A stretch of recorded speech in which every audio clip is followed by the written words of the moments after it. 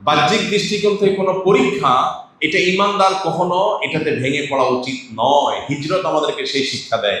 কঠিন সময়ের পরে সুসময় আসে, প্রয়োজন শুধু সবরের, প্রয়োজন শুধু ধৈর্যের, প্রয়োজন শুধু অপেক্ষার, প্রয়োজন শুধুমাত্র সঠিক ট্র্যাকে নিজেকে টিকিয়ে রাখা। কিয়ামত পর্যন্ত আগত ইমানদারদের জন্য হিজরতের চেতনা, হিজরতের শিক্ষা, এটা দৈনন্দিন জীবনে, দিনী জীবনে, সামগ্রিক জীবনে, বারবার মানুষের জীবনে প্রয়োজন। এই জন্যই সাহাবায়ে কেরাম হিজরতের এই ঘটনাকে স্মরণীয় করে রাখবার জন্য হিজরি সনের গণনা শুরু করেছেন হিজরতের ঘটনা থেকে। হিজরি সন, নবী করিম সাল্লাল্লাহু আলাইহি সাল্লামের হিজরতকে কেন্দ্র করে যে সনের গণনা আরম্ভ হয়েছে, সেই সনটাকে বলা হয় হিজরি সন। গোটা পৃথিবীর মানুষের কাছে অতি পরিচিত আরেকটা সন হলো ঈসাই সন বা খ্রিস্টীয় সন, যেটাকে আমরা ইংরেজি সন বলে জানি। আসলে ইংরেজি সন না, এই সনটার নাম আসলে কি? ঈসাই সন বা খ্রিস্টীয় সন। খ্রিস্টানদের অথবা খ্রিস্টান ধর্ম সংশ্লিষ্ট সন হলো ঈসাই সন, যেটাকে আমরা ইংরেজি সন বলি। এটা কোনো ইংরেজি সন না। এই সনের গণনা আরম্ভ হয়েছে ঈসা আলাইহিস সালামকে কেন্দ্র করে, সেজন্য এটাকে ঈসাই সন বলা হয়। কিন্তু এর সাথে ইংরেজির কোনো সম্পর্ক নেই, ফলে এটাকে ইংরেজি সন বলা মোটা দাগে ভুল, যেটা আমরা করি। একটা ধর্মীয় সনকে আমরা সেকুলার সনে পরিণত করেছি। খ্রিস্টীয় সন, ঈসাই সন, এটা কোনো সেকুলার সন না। এটা একটা কোন সন? ধর্মীয় একটা সন। যেই সনের সাথে সম্পর্ক কিসের? ঈসা আলাইহিস সালামের। খ্রিস্টান মানুষ, ধর্মের মানুষদের মতে, তাদের বিশ্বাস মতে ঈসা আলাইহিস সালামের জন্মের সনটাকে প্রথম ধরে এরপরে 2-3 গুনতে গুনতে আজ 2026 এসে পৌঁছেছে। তো এই সন গণনাটা মূলত খ্রিস্টান ধর্ম বিশ্বাসকে কেন্দ্র করে বা খ্রিস্টানদের ধর্মীয় ইস্যুকে কেন্দ্র করে, সেজন্য এটা খ্রিস্টীয় সন, খ্রিস্টান ধর্মের মানুষের বিশ্বাস কেন্দ্রিক সন। এটাকে জেনারেলাইজ করে আমাদের সবার কাছে এটাকে সহজে গলদকরণ করা হয়েছে কি বলে? ইংরেজি সন বলে। মানে এই সমাজে যখন মানুষ নিজেকে অনেক সভ্য, শিক্ষিত, স্মার্ট, অনেক বেশি সচেতন মনে করে, সেই সমাজে এরকম মোটা দাগে একটা ভুল আমরা বয়ে বেড়াচ্ছি, যেটা খুবই হাস্যকর। আর যে সনটার ব্যাপারে প্রশ্ন এসছে সেটা হলো হিজরি সন। হিজরি সন হলো মূলত নবী করিম সাল্লাল্লাহু আলাইহি সাল্লামের হিজরতকে ঘিরে যে সন এর গণনা শুরু হয়েছে, সেটা হলো হিজরি সন। হিজরি সনকেও আমরা অনেকে না জেনে না বুঝে আরবি সন বলি। আমরা অনেকে এটাকে কি বলি? আরবি সন বলি। হিজরি সনের সাথে আরবি কোনো সম্পর্ক নেই, বরং আরবদের নিজস্ব একটা সন আছে, সেগুলোর মাসের আলাদা নাম আছে। হিজরতের যে সনটা, হিজরতকে ঘিরে যে সনটার গণনা শুরু হয়েছে, এটা হয়েছে মূলত খলিফাতুল মুসলিমিন ওমর ইবনুল খাত্তাব রাদিয়াল্লাহু তাআলা আনহুর শাসন আমলে। ওমর রাদিয়াল্লাহু তাআলা আনহুর শাসন আমলে বিভিন্ন রাষ্ট্রীয় চিঠি বিভিন্ন এলাকার গভর্নররা তার কাছে যখন পাঠাতেন, কোনোটাতে দেখা থাকতো শাবান। তো একবার একটা চিঠিতে এরকম মাসের নাম লেখা আছে শাবান।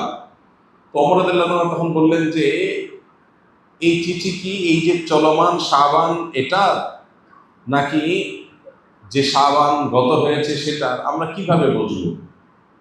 কারণ সে যুগে এক এলাকা থেকে আরেক এলাকা চিঠি যেতে দিনকে দিন, মাসকে মাসও লেগে যেত, বিভিন্ন অসুবিধা হইতে পারত। আর অফিসিয়ালি এই চিঠিটা নথিভুক্ত হবে বা সংরক্ষিত থাকবে, এটা কোন শাবান সেটা লেখা নেই। তাহলে সময়টা ঠিক বোঝা কঠিন। তখন ওমর রাদিয়াল্লাহু তাআলা আনহু সাহাবায়ে কেরামের সাথে পরামর্শ করলেন যে, একটা সনের প্রবর্তন যদি আমরা না করি, তাহলে সেক্ষেত্রে শুধু মাসের নাম দিয়ে যে কোনো চিঠি পত্র বা এই জাতীয় কাগজ ইত্যাদি এগুলোকে সঠিক সময়কে সংরক্ষণ করা কঠিন। তখন সবাই সিদ্ধান্ত দিলেন যে হ্যাঁ, একটা সন গণনা শুরু হওয়া উচিত। আমাদের মুসলমানদের জন্য একটা সন গণনা শুরু হওয়া উচিত। খোলাফায়ে রাশেদার শাসন কার্য পরিচালনা সুষ্ঠুভাবে করবার প্রয়োজনে, সময়ের সঠিক গণনার প্রয়োজনে একটা সন গণনা শুরু হওয়া দরকার। এই সিদ্ধান্তে যখন সবাই উপনীত হলো, তখন প্রশ্ন আসলো যে কোন ঘটনাকে কেন্দ্র করে সন গণনা শুরু হবে। খ্রিস্টানরা যেরকম ঈসা আলাইহিস সালামের জন্মের বছরকে এক ধরে, এরপরে 2, 3, 4, 5 গুনতে গুনতে আজ এ পর্যন্ত এসেছে। আমরা মুসলমানরা আমরা যখন সন গণনা শুরু করব, আমরা কোথা থেকে শুরু করব? অনেকে অনেক মতামত দিলেন, এক একজন এক এক মতামত দিলেন। কেউ অনারবীয় বিভিন্ন কৃষ্টি, কালচার, সভ্যতা সেগুলোকে সামনে রেখে সন গণনার কথা বললেন। কেউ নবী করিম সাল্লাল্লাহু আলাইহি সাল্লামের নবুয়ত লাভের বছরকে এক ধরে তারপর থেকে সন গণনার কথা বললেন। এরকম আরো একাধিক মতামত দেয়া হল। নবী করিম সাল্লাল্লাহু আলাইহি সাল্লামের জন্মের বছরকে এক ধরে তারপরে সন গণনা শুরু করা যেতে পারে। তার নবুয়ত লাভের বছরকে এক ধরে তারপরে 2, 3, 4 গুনতে গুনতে সন গণনা শুরু করা যেতে পারে। অনেকগুলো মতামতের মধ্যে ওমর ইবনুল খাত্তাব রাদিয়াল্লাহু তাআলা আনহু তিনি নবী সাল্লাল্লাহু আলাইহি সাল্লামের হিজরতের বছরকে, মক্কা থেকে হিজরত করে মদিনায় আসার বছরকে এক ধরে সন গণনার এই মতটাকে তিনি পছন্দ করলেন এবং এটার উপরে সাহাবায়ে কেরাম সিদ্ধান্ত নিলেন যে হ্যাঁ, আমরা হিজরতের সন থেকে সন গণনা শুরু করব। সেই থেকে শুরু হয়েছে হিজরি সন। বাংলা সন যেটা প্রচলিত আছে, এটাও হিজরি সনের আরেকটা ভার্সন। এটার ইতিহাস আমরা নিশ্চয়ই অনেকে জেনে থাকবো যে সম্রাট আকবরের শাসন আমলে যখন খাজনা তোলা হতো, তখন চান্দ্রবর্ষের আলোকে খাজনা তুলতে গিয়ে কিছু জটিলতা তৈরি হলো। তখন শুধুমাত্র হিজরি সনটাকেই কনভার্ট করে সেটাকে সৌরবর্ষে রূপান্তর করে সন গণনা শুরু হলো। ফলে বাংলা সন এবং হিজরি সনের মধ্যে আমরা দেখি যে কাছাকাছি অবস্থান আছে। সামান্য যেটুকু পার্থক্য হয়েছে এটুকু সোলার এবং লোনার বর্ষের কারণে, চন্দ্র এবং সূর্যের বর্ষের কারণে। তো খোলাসা এবং নির্যাস কথা হলো, হিজরি সনের গণনা এটি শুরু হয়েছে ওমর রাদিয়াল্লাহু তাআলার শাসন আমলে, আর শুরু হয়েছে নবীর হিজরতের ঘটনাকে কেন্দ্র করে। এখানে একটা মজার প্রশ্ন আছে। সে প্রশ্ন হলো, নবী করিম সাল্লাল্লাহু আলাইহি সাল্লামের জীবনে এত কিছু থাকতে হিজরত থেকে কেন হিজরি সনের গণনা শুরু হলো? হিজরত আপাত দৃষ্টিতে এটা কি কাঙ্ক্ষিত বিষয় না অনাকাঙ্ক্ষিত? অনাকাঙ্ক্ষিত। কেন অনাকাঙ্ক্ষিত? মানুষ নিজের মাতৃভূমিতে বসবাস করবে, এটাই তো স্বাভাবিক। নিজের মাতৃভূমি ছেড়ে আরেক দেশে চলে যেতে হচ্ছে, এটা কি স্বাভাবিক ঘটনা? সাহাবায়ে কেরাম নবী করিম সাল্লাল্লাহু আলাইহি সাল্লামের সাথে মক্কা থেকে হিজরত করে এসেছেন কোথায়? মদিনায়। তাদের মাতৃভূমিতে তাদেরকে থাকতে দেয়া হয়নি, তাদেরকে দেশান্তরিত হতে বাধ্য করা হয়েছে। তারা দেশান্তরিত হয়েছেন, হিজরত করেছেন। এটা কি প্রত্যাশিত ছিল? তাহলে একটা দুঃখজনক ঘটনাকে কেন্দ্র করে হিজরি সনের গণনা কেন শুরু হলো? মানুষ কি দুঃখের ঘটনাকে স্মরণীয় করে রাখতে চায় না সুখের ঘটনাকে? কি বলেন? আনন্দের ঘটনাকে স্মরণ করিয়ে রাখতে চায় নাকি বেদনার ঘটনাকে? বেদনাকে স্মরণ করে রাখতে চায় মানুষ। বেদনা মানুষ ভুলতে চায়, দুঃখের ঘটনা মানুষ ভুলতে চায়, মানুষ স্মরণ করতে চায় না। স্মরণ করতে চায় কোনটা? আনন্দের ঘটনা। এই জন্য জন্ম দিবস উদযাপন হয়, অবশ্য আজকাল মৃত্যু দিবস উদযাপন হয়, বিবাহ বার্ষিকী উদযাপন হয়, যদিও আজকাল বিবাহ বিচ্ছেদ নিয়েও উদযাপন হয়। কিয়ামত নিকটবর্তী হয়ে গেছে, মানুষ অনেক উদ্ভট এবং হাস্যকর কাজও করবে। বাকি সাধারণ আমাদের সমাজ ব্যবস্থায়, আমাদের সাধারণ জীবনযাত্রা আমরা দেখি আনন্দের ঘটনাকে মানুষ বারবার স্মরণ করে মজা পায়, দুঃখের ঘটনা মানুষ বলতে চায়। সেখানে সাহাবীরা নবী সাল্লাল্লাহু আলাইহি সাল্লামের জীবনে নবুয়ত লাভের বছর, আনন্দের বছর, বদরের যুদ্ধের বিজয়, আনন্দের বছর, এরকম কোন একটা আনন্দের ঘটনাকে কেন্দ্র করে সন গণনা শুরু না করে একটি বেদনার ঘটনাকে কেন্দ্র করে সন গণনা শুরু করেছেন কেন? আমরা যদি দেখি ঈসাই সনের কথা, খ্রিস্টীয় সনের কথা, তাহলে সেটা দেখি যে ঈসা আলাইহিস সালামের জন্মের বছরকে এক ধরে তারা গণনা শুরু করেছে, একটা আনন্দের ঘটনা। কিন্তু মুহাম্মদ সাল্লাল্লাহু আলাইহি সাল্লামের ক্ষেত্রে এসে কেন সাহাবায়ে কেরাম একটা বেদনার ঘটনা দিয়ে শুরু করলেন? উত্তর হলো, হিজরত আপাত দৃষ্টিতে বেদনা হলেও হিজরত হলো কিয়ামত পর্যন্ত আগত মুসলমানদের জন্য সবচেয়ে বড় প্রেরণার নাম। কিভাবে প্রেরণা? কারণ হিজরত আমাদেরকে স্মরণ করিয়ে দেয় কঠিন সময়ে যদি তোমাকে তোমার মাতৃভূমি ত্যাগ করে চলে যেতেও হয়, তোমার প্রতি জুলুম করে তোমাকে যদি দেশান্তর করেও দেওয়া হয়, আল্লাহর সন্তুষ্টি চিত্তে যদি তুমি সেই কাজটাকে বরণ করো, মেনে নাও, আর তুমি যদি সত্যের উপরে অটল অবিচল থাকো, তাহলে অচিরেই তুমি আবার সেই ভূমিতে ফিরে আসবে। হিজরত সেই শিক্ষা, সেই প্রেরণা, সেই স্মরণ আমাদেরকে করায়। সেই জন্য সাহাবায়ে কেরাম হিজরতকে স্মরণীয় করে রাখবার চেষ্টা করেছে। আপাতদৃষ্টিতে দেখা যায় হিজরতের মাধ্যমে সাহাবায়ে কেরাম এক এলাকা থেকে আরেক এলাকায় রিফিউজিদের মতো আশ্রয় নিতে হয়েছে, কিন্তু আমরা দেখেছি হিজরতের পরের ইতিহাসটা বিজয়ের ইতিহাস। ইন্না মাআল উসরি ইউসরা।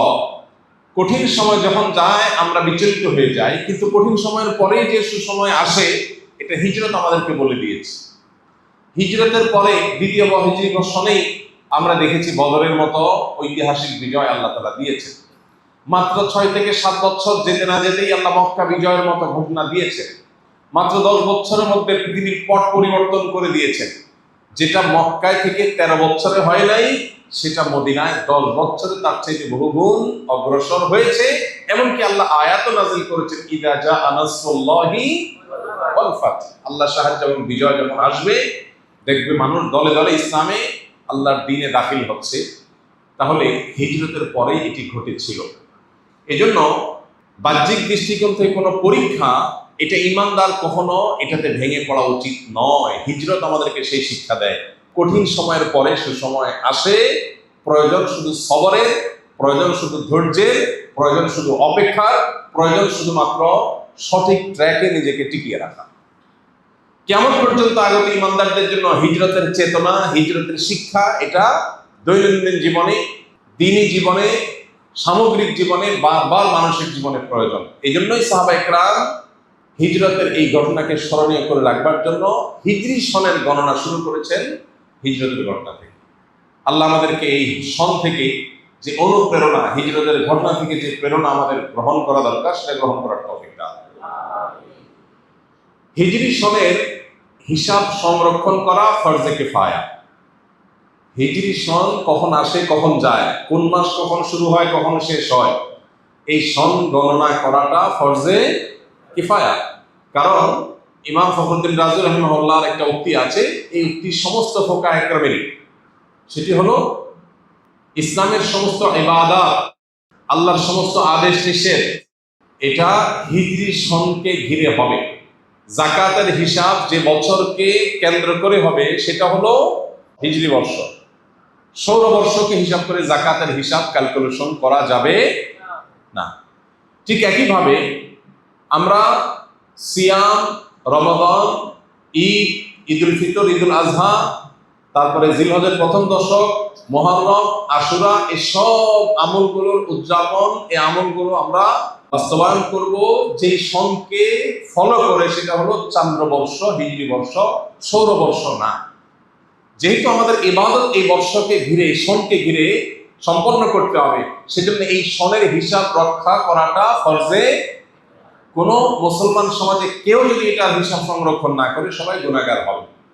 এই জন্য শুধুমাত্র জাতীয় চাঁদ দেখা কমিটির উপরে ন্যস্ত না করে আমাদের কর্তব্য দ্বীনি প্রতিষ্ঠানগুলো থেকে মুসলমান হিসাবে আমরা অন্তত হিজরি সনের হিসাবটা রাখবো ইনশাআল্লাহ।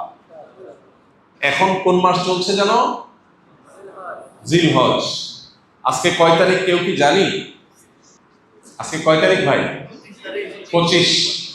আমরা চেষ্টা করবো ইনশাআল্লাহ হিজরি সনের তারিখ কখন আসে কখন যায় ঠিক রাখবার। আমাদেরকে চাঁদের 13, 14, 15 এই 3 দিনে রোজা রাখার নির্দেশ করেছেন নবী করিম সাল্লাল্লাহু আলাইহি সাল্লাম। যে 3 দিনকে বলা হয় আইয়ামে বীজ। আইয়ামে বীজ চাঁদের, চান্দ্র মাসের 13, 14, 15। তাহলে এই 13, 14, 15 এই দিনগুলোতে রোজা রাখার জন্য হলেও তো এই মাসের হিসাব আমাদের রাখতে হবে কি হবে না? তাহলে আমরা চেষ্টা করবো কিছু লোক হলেও এটা হিসাব সংরক্ষণ করার। আল্লাহ আমাদেরকে তৌফিক দান করুন।